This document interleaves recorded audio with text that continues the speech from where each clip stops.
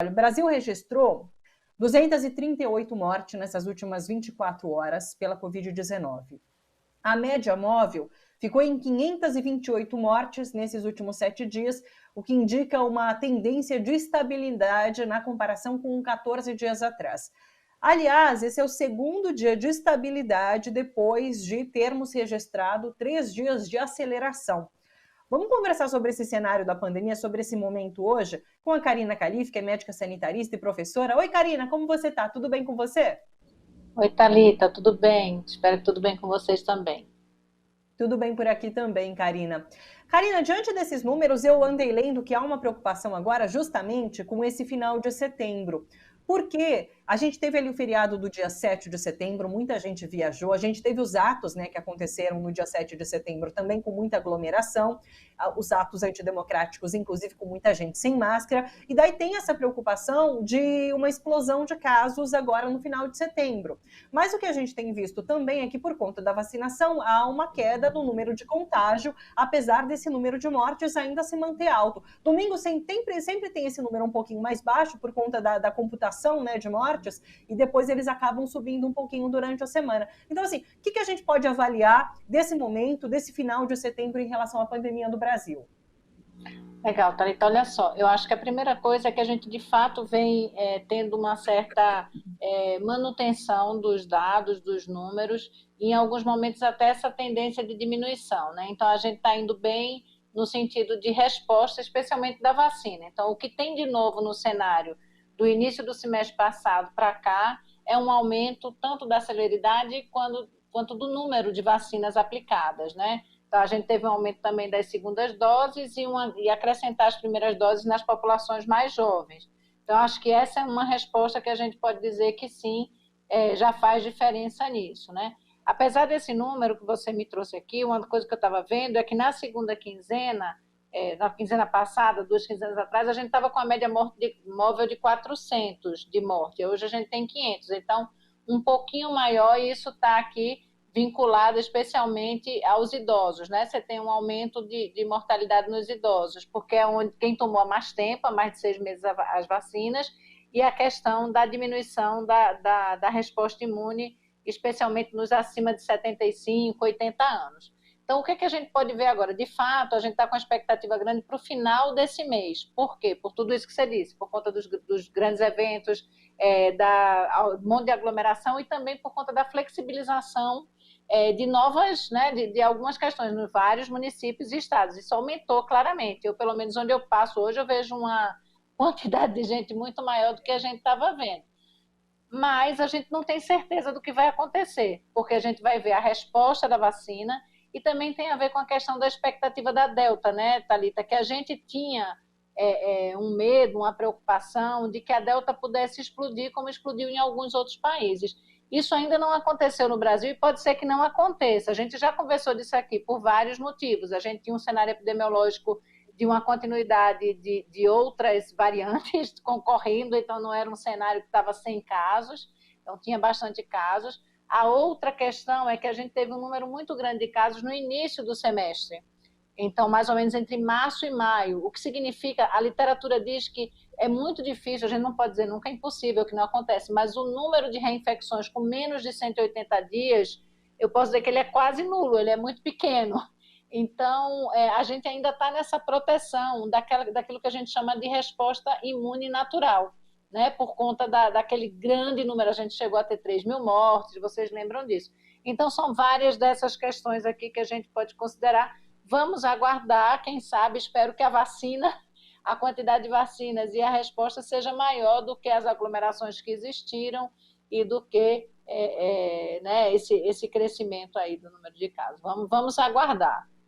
Sim, você citou inclusive essas mortes agora de pessoas idosas, por isso que é tão importante a terceira dose, né, que está sendo dada para essas pessoas agora com mais de 70, se eu não me engano, e agora anunciaram pelo menos nessa vacinação dos profissionais da saúde. A gente já tinha comentado sobre a importância dessa terceira dose para os profissionais da saúde, algo que demorou inclusive a ser anunciado, né, porque ali no começo da vacinação foram os idosos já junto com esses profissionais, e agora a gente teve esse atraso nessa terceira dose para os profissionais. O quanto isso é importante, Karina? Isso é fundamental, Thalita, porque a gente teve um aumento de 15% das mortes e dos casos entre profissionais de saúde. Eu quero aqui até prestar uma homenagem ao querido Carlos Neder, meu amigo, pessoa muito querida, pessoa com quem participei de várias batalhas e uma pessoa com uma história dentro da saúde pública aqui no estado de São Paulo, no município de São Paulo, foi secretário de saúde. Então, assim, é muito triste perder uma pessoa que sempre foi um batalhador pelo SUS. Então, o Neder presente aqui entre a gente em tudo que a gente vem defendendo, né? Eu não poderia deixar de, nós até arrepiei agora de ver ele entrar aqui. Então, homenagem feita. Mas a gente tem, eu falei isso porque o Carlos Neder é médico sanitarista como eu, uma pessoa muito importante que estava na luta, na batalha aí, e ele tinha, né, essas 2 doses, era uma das pessoas que no número pequeno de casos que agravam e chegam à morte. A gente teve um aumento de 15% desses profissionais. Por quê? Porque os profissionais começaram a tomar muito lá atrás também, boa parte desses profissionais também são mais velhos, né? As pessoas mais experientes, com mais de 50, com mais de 60, e antes da aposentadoria ainda. Então, acho que é super importante essa vacinação em profissionais de saúde, e acho que uma coisa importante de dizer aqui também, Thalita, é que isso não foi uma decisão tomada pelo Queiroga e pelo governo Bolsonaro só, né? Essa foi uma decisão tomada junto pelo CONAS, Conselho Nacional de Secretários Estaduais de Saúde, e CONASEMS, Conselho Nacional de Secretários Municipais de Saúde, porque eles estão vendo isso. Então, a gente não pode ter de novo essa situação de não cuidar de quem cuida, ou seja, do adoecimento de médicos, enfermeiros, profissionais da limpeza que estão nesses espaços, enfim, nutricionistas, fisioterapeutas, todas as pessoas que a gente precisa muito que estejam aí no dia a dia enfrentando esse adoecimento. Claro. Ô, Karina, se eu não me engano, junto com os profissionais da saúde, logo depois eles vacinaram também os profissionais da educação como prioridade, não foi? Eles também deveriam agora tomar essa terceira dose, agora num próximo futuro? Então, Thalita, eu acho que é uma questão diferente nesse momento. Você sabe o quanto que eu fui defensora aqui de que os profissionais de saúde entrassem de educação, desculpa, entrassem na prioridade de tomar essa vacinação. O que a gente tem hoje é que a resposta da vacina é boa, né? Onde é que essa resposta foi menor? Principalmente nos mais velhos, isso não está acontecendo com as pessoas mais novas, que ainda têm uma resposta bem adequada das vacinas, e também quem tem esse acesso a grandes cargas virais. Então, nesse momento, e com o aumento da mortalidade de 15% de profissionais de saúde, eu acho que hoje justifica a terceira dose, tanto nos idosos como nos profissionais de saúde. Eu acho que não é hora ainda da gente ampliar isso para todos os lugares, porque a gente ainda tem muita gente sem as 2 doses. É mais importante, nesse momento, a gente vacinar toda a população com as 2 doses. Claro que para diante a gente vai ter que olhar para tudo isso.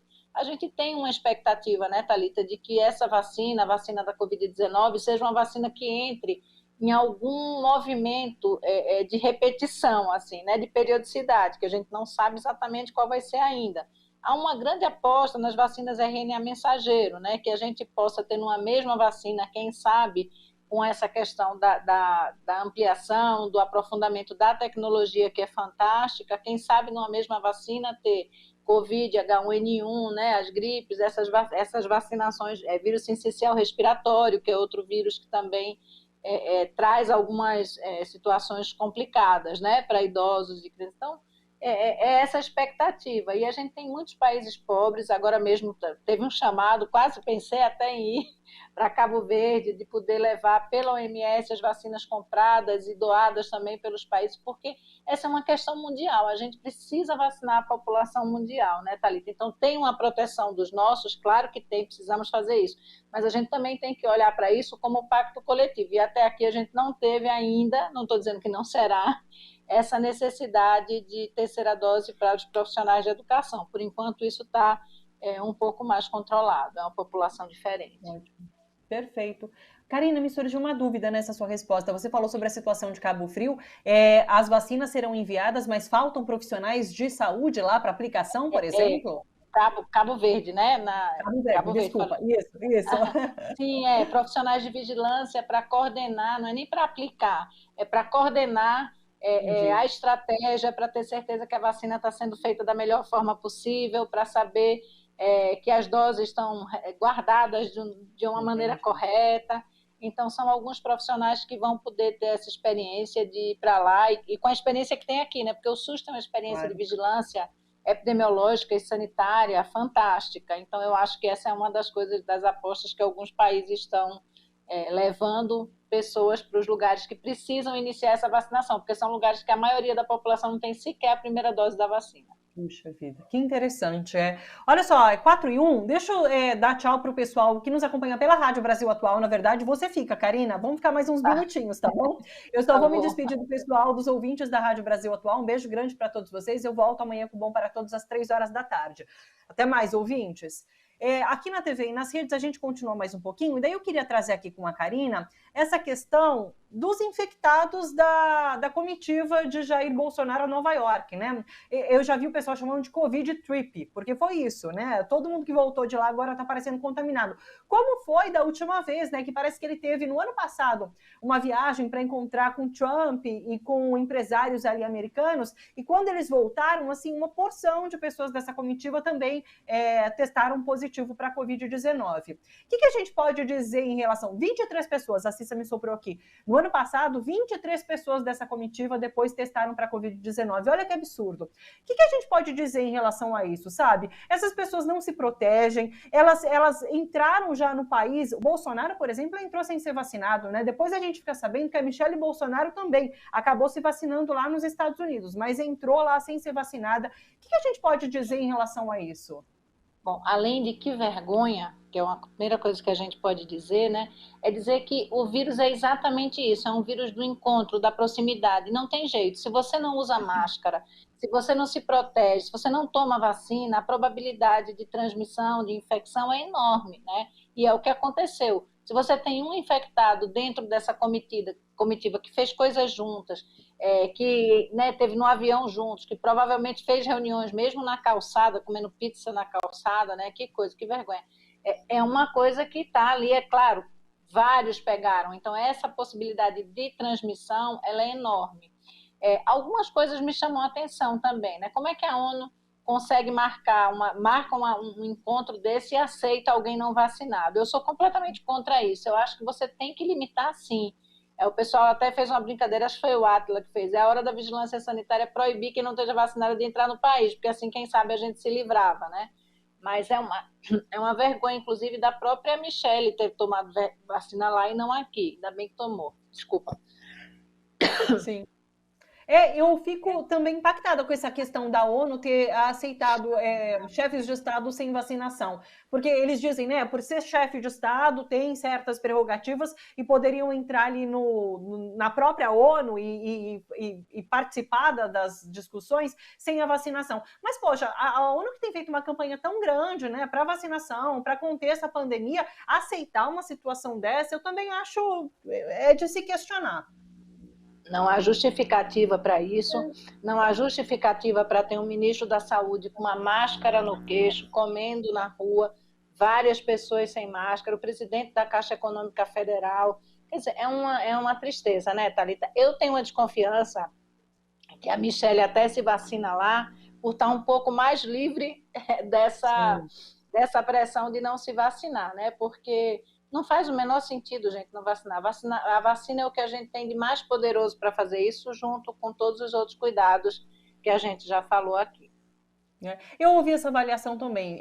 Ministros relataram, né, pessoas do governo relataram que não podiam se vacinar porque isso soaria muito mal ali dentro do governo. E daí poderia ter sido o caso da Michelle, né, não se vacinou porque isso pegaria muito mal também, e tendo a oportunidade que foi oferecida lá nos Estados Unidos, ela aceitou na primeira chance. E não pode ter acontecido de fato.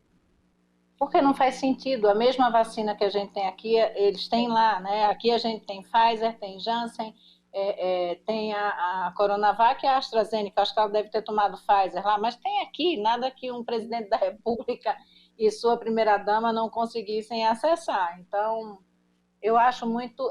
inclusive, uma coisa de assim, você não faz aqui, que tem toda essa questão do nosso Sistema Único de Saúde, da valorização, que é quem está salvando essa pandemia, que são as pessoas que estão podendo, né, levar à frente tudo isso. Então, é um desserviço, né? A primeira-dama, em vez de tomar aqui, toma em outro lugar, como se tivesse alguma validade ou um valor diferente, uma vacina fora do país, o que não é verdade. Perde a oportunidade de valorizar, né, o SUS, nosso Sistema Único de Saúde, mas a gente sabe que é típico do nosso governo, desse governo de agora, inclusive, fazer isso, né? Então, não dava para se esperar nada diferente.